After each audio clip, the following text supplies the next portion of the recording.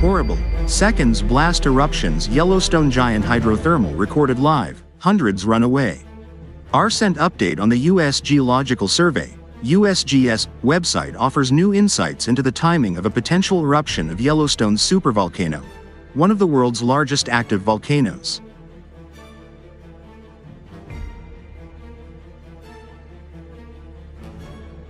Written by Mark Stelton, deputy scientist in charge at the Yellowstone Volcano Observatory, the post analyzes the volcano's eruptive history and current activity to show that the sleeping giant should, thankfully, remain asleep for a while longer. When doing a probabilistic hazard assessment, for example, estimating the chance of an eruption occurring within the next 50 years, you are relying on knowing the eruptive history of the volcanic system, Stelton told Newsweek.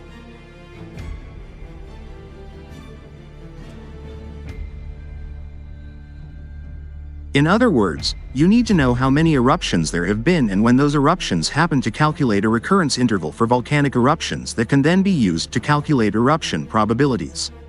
To explain how this works, Stelton used an analogy in the update. Let's say that you live next to a baseball field, and you want to get an idea of the next time a baseball will be hit into your yard.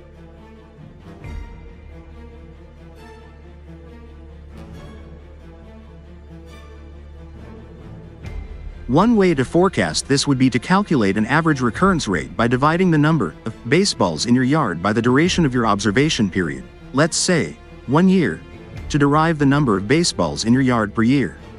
This average recurrence rate can then be turned into a probability of a baseball being hit into your yard over the next day, week, month, etc.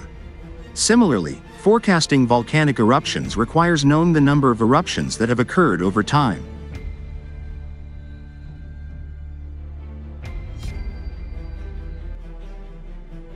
Applying this approach to Yellowstone, Stelton noted that the volcano has not erupted in the past 70,000 years, but was active with rhyolite lava flows every 20,000 years on average between 160,000 and 70,000 years ago. Does this mean we are currently in the volcanic off-season?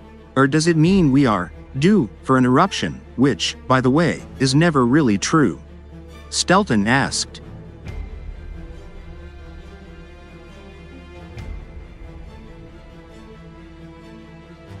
The reality is that we cannot say for sure based on statistical forecasting methods alone.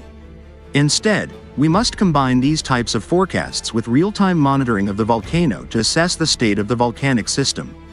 Currently, the annual probability of a volcanic eruption at Yellowstone is estimated to be around 0.001%, which Stelton said is probably an overestimate for the short term.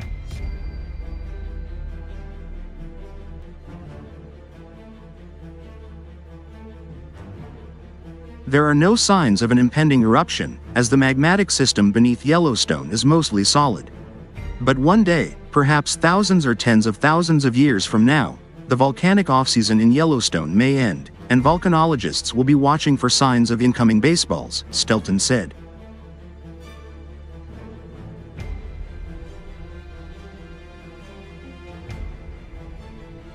If and when Yellowstone does blow, its impacts will ricochet around the globe. Regionally, ash would fall from the sky, and the global climate would be affected for years, possibly even decades, according to the USGS.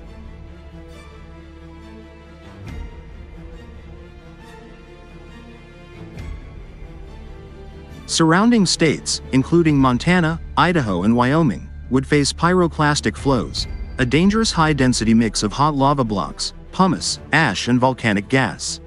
Humans would not go extinct, but extreme weather and other effects could make for a difficult few years on our planet.